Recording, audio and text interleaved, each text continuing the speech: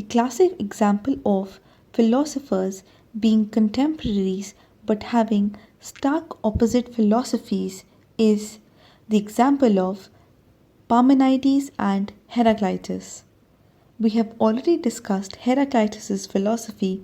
In this video, we will discuss the philosophy of Parmenides. Parmenides of Elea was a pre-Socratic philosopher who belonged to the early Greek philosophy. His main area of interest lies in metaphysics. He is also considered to be the founder of metaphysics or ontology, the branch of philosophy.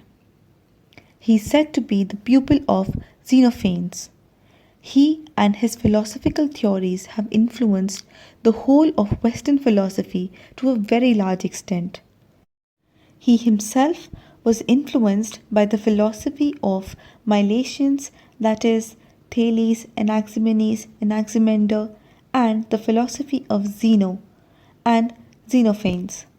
On the other hand, he influenced a number of philosophers such as Heraclitus and Pythagoras in particular. So Xenophanes, his master, had a huge influence on him. He had declared that all reality is one. So this was the starting point of Parmenides' philosophy. He was much bothered by his master's truth, and then he believed that the world of sensible things is always becoming and nothing is permanent. He believed that things come with an expiration date, or whatever exists only for a moment and perishes the very next one. So things are as much as they are not. This comes close to the philosophy expounded by Heraclitus, who was also his contemporary and believed that reality is change or reality is the constant state of flux. In short, we can say that Heraclitus believed that the only reality is change or impermanence. But all this appeared impossible to be true to Parmenides.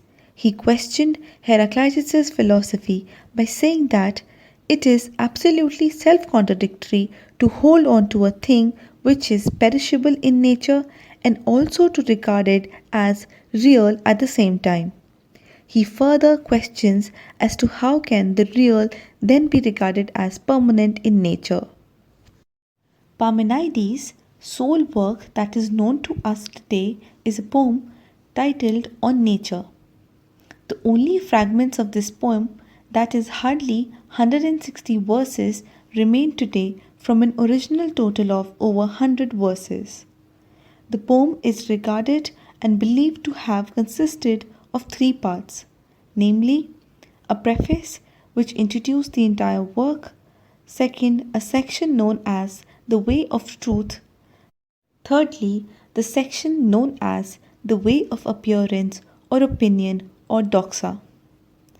The second section, titled The Way of Truth, deals with his very own philosophy, and in the section titled The Way of Appearance or Opinion or Doxa is where he describes the false opinions or illusions propounded by the other philosophers who were his contemporaries.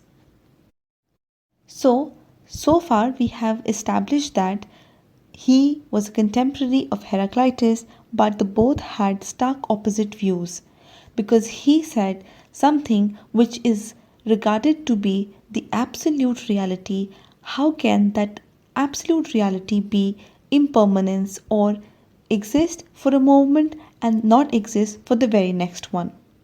So the reason he comes up with this sort of philosophical thinking is because he expounds an antithesis between the two concepts, that is, being and non-being.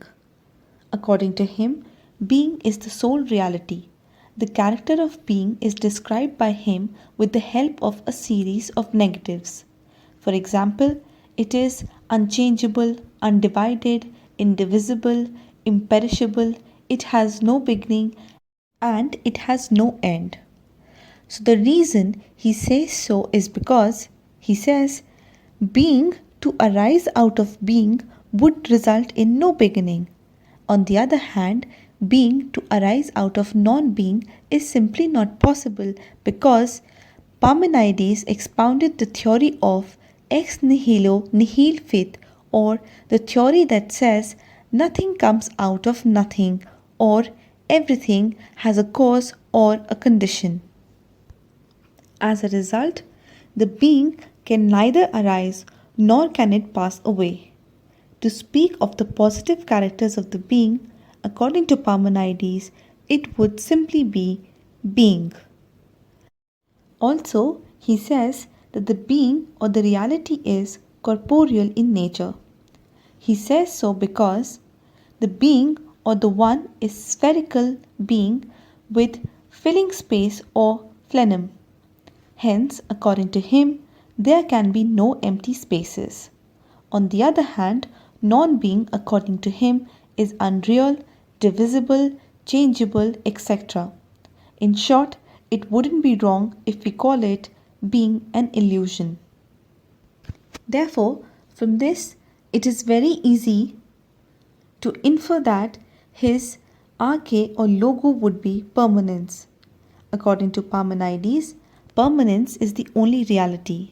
He says, one alone is real and many or plurality or change or flux is simply unreal in nature.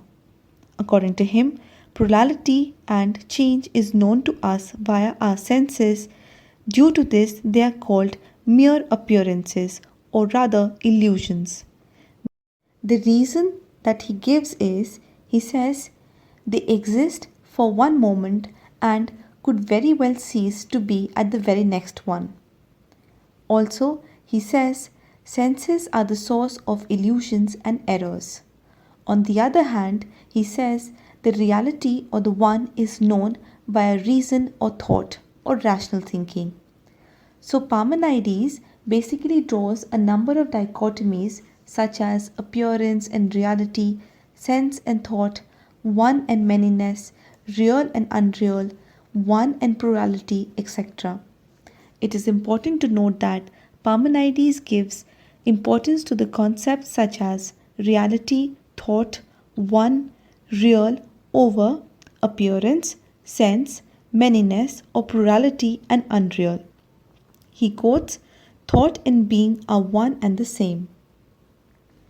Parmenides is also very famous because he was the founder of the Eleatic School. The Eleatic School was a pre-Socratic school which was founded in the 5th century BC in southern Italy. Some believe that the school was named Eleatic because the seat of the school was at Elea, a small town in southern Italy. The members who belonged to the school believed that reality is one, it is being, it is eternal, and it is unchangeable in nature. They basically described everything under the two heads or the two concepts of being and non-being. Being for them is the only truth, the only reality. On the other hand, non-being is simply an illusionary concept. Some of the other famous members of the Eleatic school were Zeno, who was also the pupil of Parmenides, Melissus, Xenophanes, etc. Question: choose the incorrect statement pertaining to Parmenides. The correct answer is, on being is the name of his work. This statement is wrong because on nature is the name of his sole work. The other statements, such as he was the founder of the Eleatic school, permanence is the only reality, and reality is known by a thought, are true.